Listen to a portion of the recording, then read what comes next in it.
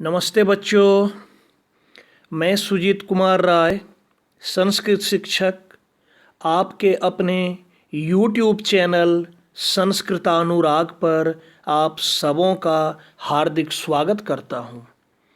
प्यारे बच्चों, आज हम लोग JCERT रांची द्वारा संचालित 8वीं कक्षा की संस्कृत की पाठ्य पुस्तक सुभाषिका तृतीयो भागः के सप्तमः पाठः त्यागस्य फलं शुभम का अध्ययन करेंगे। तो आइए अब मैं आपको आज के अपने निर्धारित विषय वस्तु पर लेकर चलता हूँ। सप्तमः पाठः त्यागस्य फलं शुभम। 7वां पाठ, त्याग का फल कल्याणकारी होता है, शुभ होता है। देखिए बच्चों, बहुत ही प्रेरणादायक एक बहुत ही अच्छी कहानी है। इस कहानी की शुरुआत मैं करता हूँ। अस्ति एकः पोखरः नाम ग्रामः। पोखरः नाम का एक गांव है। ग्रामात् बहिः एकम शिव मंदिरम आसीत्। गांव के बाहर एक शिव मंदिर था। तस्मिन् मंदिरे एकः धार्मिकः सत्यनिष्ठः अर्चकः प्रतिवसति स्म। उस मंदिर में एक धार्मिक सत्यनिष्ठ अर्चक मतलब होता है पुजारी, अर्चकः अर्थात पूजा करने वाला पुजारी, प्रतिवसति स्म रहते थे। अर्चकस्य नाम श्री महंतः। उस पुजारी का नाम श्री महंत था। यथा नाम तथा गुणम इति कथनम तस्योपरि चरितार्थम भवति स्म। जैसा नाम वैसा गुण, यह उक्ति उन पर चरितार्थ होती थी, अर्थात उन पर, उस पुजारी जी पर सही साबित हो रहा था। ईश्वरोपासना एव जीवनोद्देश्यम इति तेन स्वीकृतम। ईश्वर की उपासना ही उनके जीवन का उद्देश्य था, या फिर इसको ऐसे कहें कि ईश्वर की उपासना ही उन्होंने अपने जीवन का उद्देश्य स्वीकार कर लिया था। एकदा अर्चकः मंदिर सम्मुखे विद्यमाने सरोवरे स्नानं कृत्वा मंदिरं प्रति गच्छति। एक दिन वह पुजारी मंदिर के सम्मुख, मंदिर के सामने या मंदिर के निकट विद्यमान सरोवर में, तालाब में स्नान करके मंदिर की ओर जा रहे थे।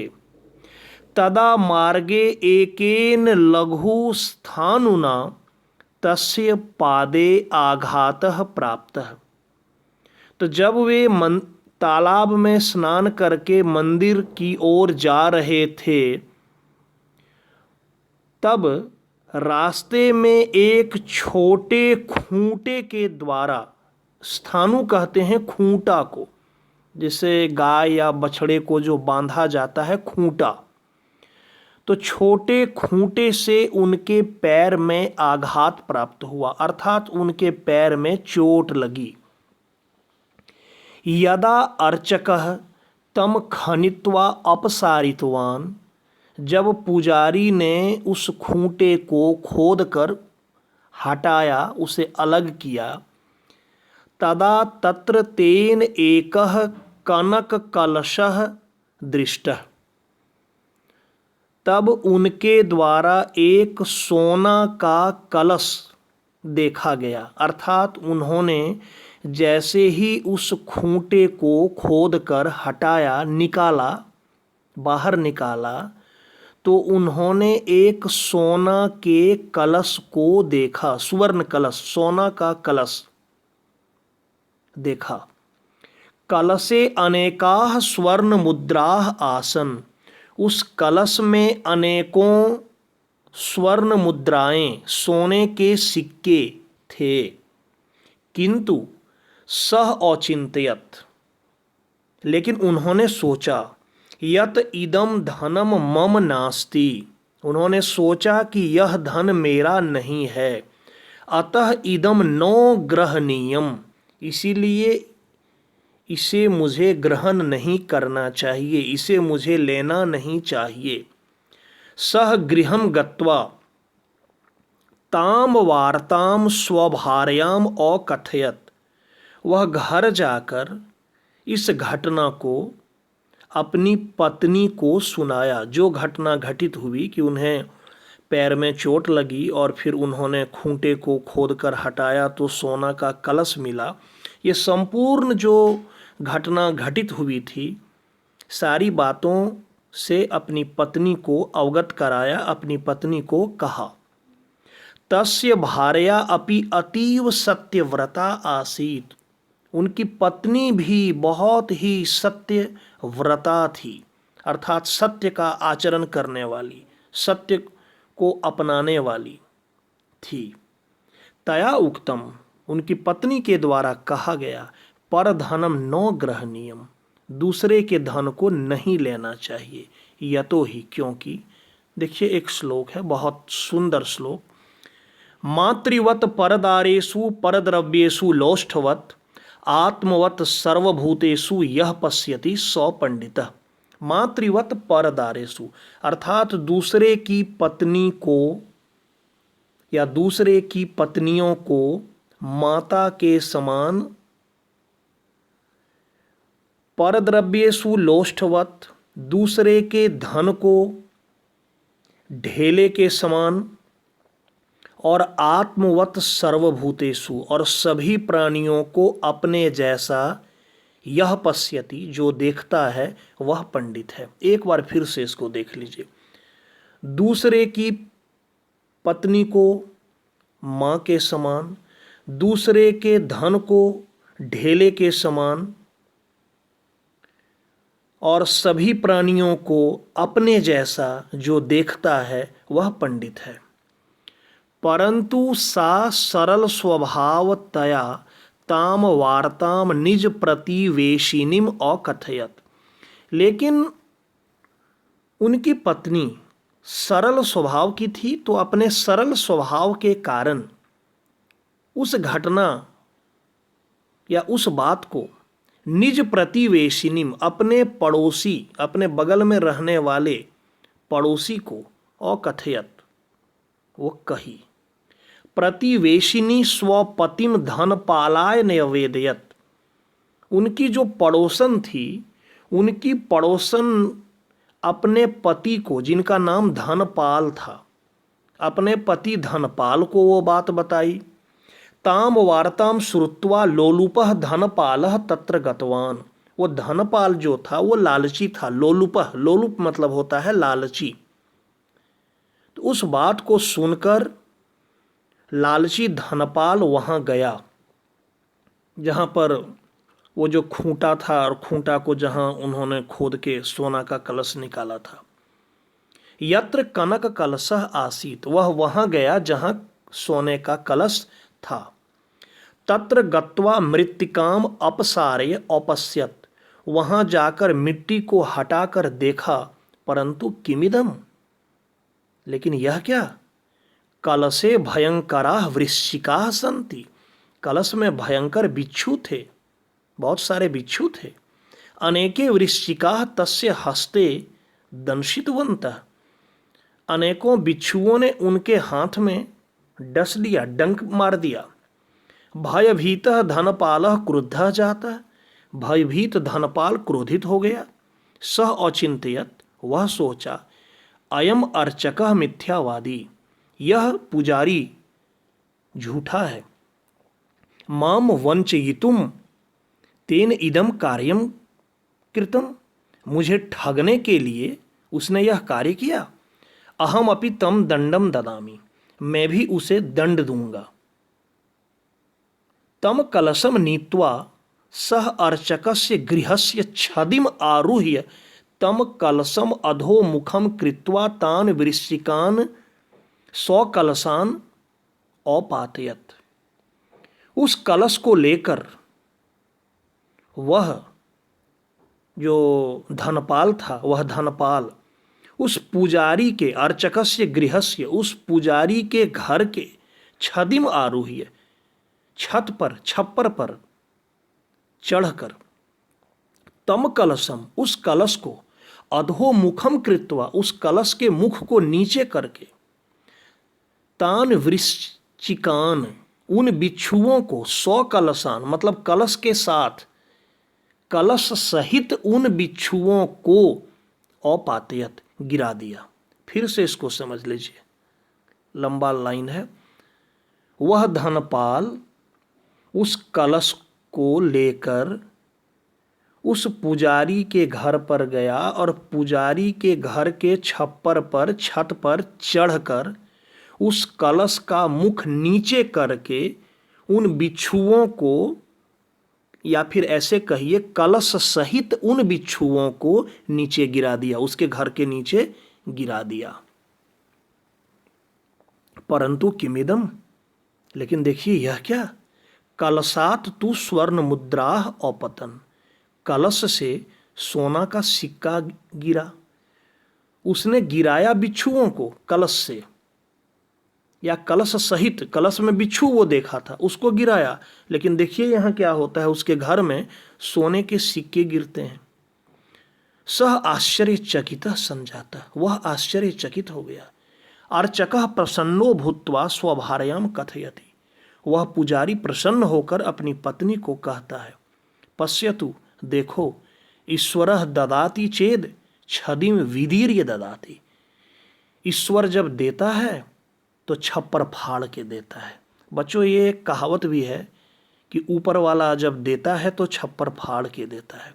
तो वही ये कहा कि ईश्वरः ददाति चेद, ईश्वर देता है तो छदिम विदीर्य, छदिम छप्पर, छत, विदिरी, विदिरी मतलब फाड़ कर, ददाती देता है। एवं धनपालेन दृढ़म अनुभूतम, और इस प्रकार धनपाल के द्वारा दृढ़ अनुभव किया गया। क्या अनुभव किया? नास्ति त्याग समो लाभ, त्याग के समान दूसरा लाभ कुछ भी नहीं है। और नास्ति लोभ समा क्षति, लोभ के समान क्षति, क्षति मतलब होता है नाश या नुकसान। फिर से इस पंक्ति को, संपूर्ण पंक्ति का अर्थ देख लीजिए कि त्याग के समान लाभ नहीं और लोभ के समान क्षति, क्षति मतलब नुकसान नहीं है। तो बच्चों, ये था आज का पाठ। इसके अभ्यास को आप देखें, इसमें सबसे पहले शब्दार्थ दिया हुआ है, इसे आप ध्यान से पढ़ लेंगे 2-4 बार तो याद भी आपको हो जाएगा। इसके बाद है जो जो शब्द दिए हैं, कह रहा है इसका उच्चारण करने में, पढ़ देता हूँ। चरितार्थ, प्रतिवसति स्म स्वजीवनोद्देश्यम विद्यमाने लघुस्थानुना स्वर्णमुद्रा भार्या सत्यव्रता परद्रव्येषु प्रतिवेशिनी वृश्चिका, और क्या है, वंचयितुम। अब इसके बाद प्रश्नोत्तर है। ग्रामात बहिः किम आसीत, इस प्रश्न का अर्थ हुआ कि गांव के बाहर क्या था। अब लिखेंगे ग्रामात बहिः एकम शिव मंदिरम आसीत, गांव के बाहर एक शिव मंदिर था। अर्चकस्य नाम किम आसीत, अर्चकस्य नाम श्री महंतः आसीत। स्वर्ण मुद्राः कुत्र आसन, स्वर्ण मुद्राः कलशे आसन, कलश में था। उसके बाद आप कलशे लिख सकते हैं, या फिर यहाँ पाठ में देख लेता हूँ कि कलशे है कि स्वर्ण कलशे है, जो भी है तो वही आपको लिखना है, पाठ से ही लिखना है। यहाँ देखिए इसमें दिया हुआ है कनक कलशः दृष्टः, तो ठीक है, आप कनक कल से या स्वर्ण कल से लिखें, जो भी लिखेंगे दोनों का एक ही अर्थ होता है। कनक मतलब भी सोना होता है और स्वर्ण मतलब भी सोना होता है। तो आगे के प्रश्न पर अब हम आते हैं। अगला प्रश्न है, अर्चकस्य भार्या कीदृशी आसीत्। उस पुजारी की पत्नी कैसी थी। आप लिखिएगा, अर्चकस्य भार्या सत्यव्रता आसीत्। धनपालस्य हस्तम के दंशितवन्तः। धनपाल के हाथ में किसने डसा। तो आप लिखिएगा, वृश्चिका। ईश्वरः कथम ददाति। ईश्वरः छदिम विधिर्य ददाति। तो यदि इन सारे प्रश्नों को जब परीक्षा में पूछा जाए और यदि कहा जाए कि एक पदेन उत्तरत, तो आप इसका उत्तर सिर्फ एक पद में लिखिएगा, और यदि पूर्ण वाक्य रहे तो पूरे वाक्य में लिखिएगा। जैसे ईश्वरः कथम ददाति, या मान लीजिए ग्रामात बहिः किम आसीत्, एक पद में लिखना है तो सीधे लिख दीजिएगा शिव मंदिरम या एकम शिव मंदिरम। पूर्ण वाक्य में लिखना होगा तो ग्रामात बहिः एकम शिव मंदिरम आसीत्, ऐसे लिखिएगा। इसके बाद कह रहा है ये जो शब्द दिया है इससे वाक्य बनाना है। तो बच्चों ये मैं आपके लिए छोड़ देता हूँ, आप प्रयास कीजिएगा। जो शब्द है उस पर से आपको वाक्य बनाना है। 5वें प्रश्न में खाली जगहों को भरना है। मंजूषा में जो शब्द दिया है उससे। सह गृहम गत्वा हो जाएगा स्वभार्याम अकथयत। ख नंबर में हो जाएगा तस्य भार्या सत्यव्रता आसीत्। गौ नंबर में हो जाएगा प्रतिवेशिनी पत्ये धनपालय न्यवेदयत। उसके बाद घ नंबर में है अहम अपि तम दंडम ददामि। और अंत में हो जाएगा कलशे भयंकराः वृश्चिकाः आसन। 6ठे नंबर में देखिए आपको लिखना है लिंग विभक्ति और वचन। तो ग्रामात पुलिंग, पंचमी एक वचन। सरोवरे पुल्लिंग, सप्तमी एक वचन। अर्चकस्य पुल्लिंग, षष्ठी एक वचन। स्वपतिम पुल्लिंग, द्वितीया एक वचन। धनपालाय पुल्लिंग, चतुर्थी एक वचनम। हो गया ये। 7वें में कह रहा है भिन्न जाति मतलब ऑड वर्ड। देखते हैं, गच्छति, पठति, धावति, औहसत, क्रीडति। देखिए औहसत है लंग लकार में पास्ट टेंस में, बाद बाकी सब है वर्तमान काल में, तो इसमें लिखिएगा औहसत। छात्रा, सेवकः, शिक्षकः, लेखकः, अर्चकः। छात्रा होगा क्योंकि छात्रा स्त्रीलिंग में है, बाकी सब पुल्लिंग में है। उसके बाद देखिए गत्वा, खनित्वा, आरूह्य, श्रुत्वा, कृत्वा। इसमें होगा आरूह्य क्योंकि आरूह्य में ल्यप प्रत्यय लगा है, बाकी सब में अक्त्वा प्रत्यय लगा है। उसके बाद देखिए एकदा, तदा, कदा, सर्वदा, वसुधा। वसुधा होगा क्योंकि बाकी जो है बाकी सब अव्यय है, और वसुधा का अर्थ होता है पृथ्वी, धरती। अंत में देखिए सम्मुखे, वर्तते, मंदिरे, कलशे, सरोवरे। इसमें होगा वर्तते क्योंकि बाकी सभी में सप्तमी विभक्ति लगी हुई है। उसके बाद 8वें में देखिए यहाँ कह रहा है खनित्वा।